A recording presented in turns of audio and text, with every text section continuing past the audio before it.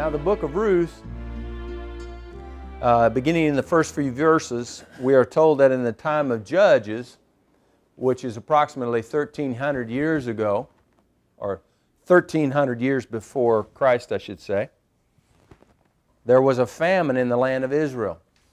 You know, the story of the book of Ruth actually comes after Judges, which comes after the Torah, the 5 books. So we find this story properly placed, and that it is chronologically after the passing away of Joshua, and now we're in that period of those judges. And Ruth the book of Ruth, is brought out in that time. There was a man from Bethlehem whose name was Elimelech. That's as close as I can get. I'm sure that's not right at all. Elimelech. Okay. Elimelech or Elimelech. You may hear me say it either way. But Elimelech was a man from Bethlehem, an Israelite, whose name means "my God is King." He took his wife and his 2 sons with him and went to Moab, the land of Moab. Elimelech's wife's name was Naomi, meaning pleasant one, and his 2 sons' names were Mahlon, meaning sick, and Chilion, meaning pining. Now they resided there in Moab, and in the time of Elimelech passed away, and his 2 sons took wives, their names being Orpah, meaning fawn or antelope, and Ruth, meaning beauty. And the sons, they too passed away. And about 10 years had passed, and Naomi had heard that God had blessed her land with bread, and she arose to go back. Taking her daughter-in-laws, her 2 daughter-in-laws, and blessing them, said goodbye, and they were sorrowful and said they would go with her. But she insisted for them to go back, as she was old and they were young, and they should go back to their people and their gods and find husbands again for themselves. As things were not going well with her, it would be best for them to stay in Moab. Then in Ruth chapter 1 verse 14 it says, "And they lifted up their voice and wept again. And Orpah kissed her mother-in-law, but Ruth clave unto her. And Naomi said, Behold, thy sister-in-law is gone back unto her people and unto her gods. Return thou after thy sister-in-law. And Ruth would not. And when she, Naomi, saw that she was steadfastly minded to go with her, then she left off speaking unto her. And they went on together to Israel, and while there, Ruth was gleaning in the barley fields, and she found favor with the near kinsman of Elimelech, Boaz. Having discovered who she was, Boaz highly commended her for her selfless treatment of her mother-in-law, Naomi. You know how she treated her, don't you? Now Boaz was not only a kinsman, but was also rich and capable of redeeming the property of his family as near kinsman of Elimelech and his sons.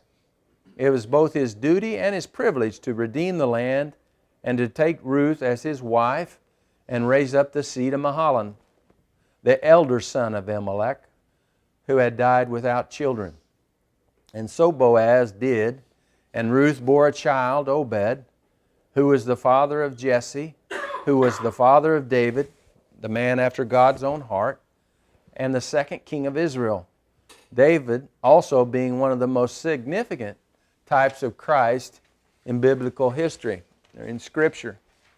Now that's just somewhat of an overview of the beautiful book, as you probably recall, and I suggest that you read it again in context with maybe today's lesson.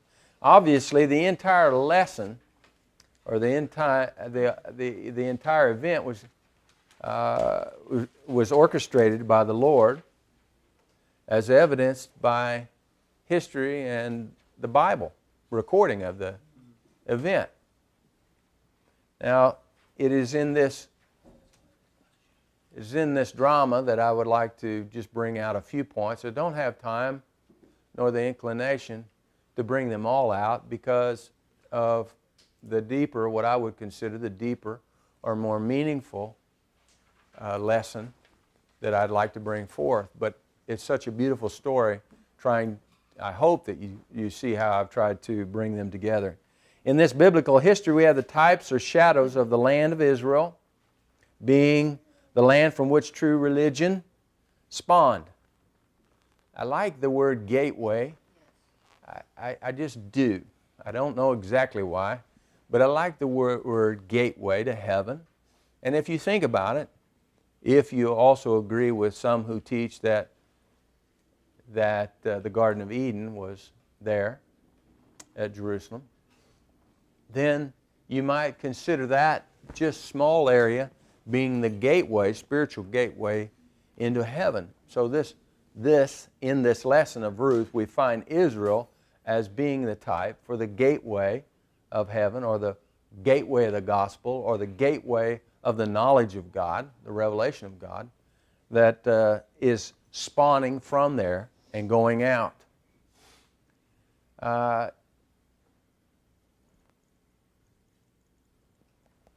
In type, the promised land first represents sanctification and holiness.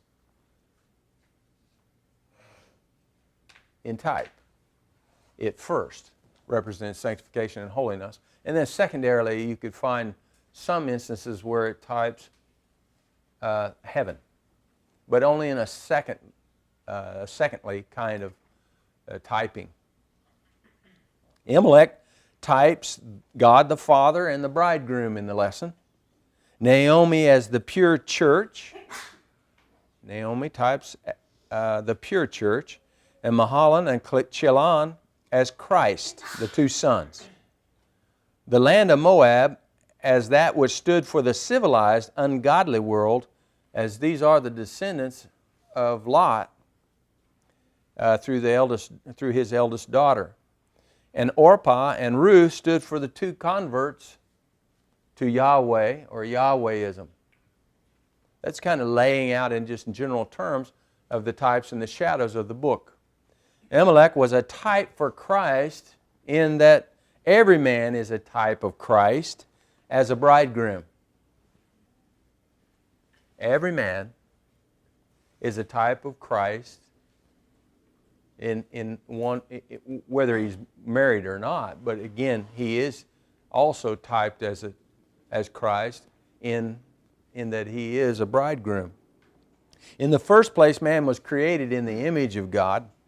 So with that understanding, man has been an example or type of Christ in every generation and in every nation.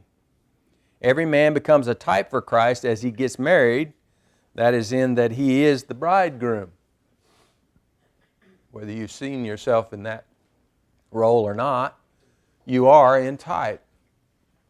And then as father of children, then as you become a father of children, the head of the household, then you become the representation of God the Father.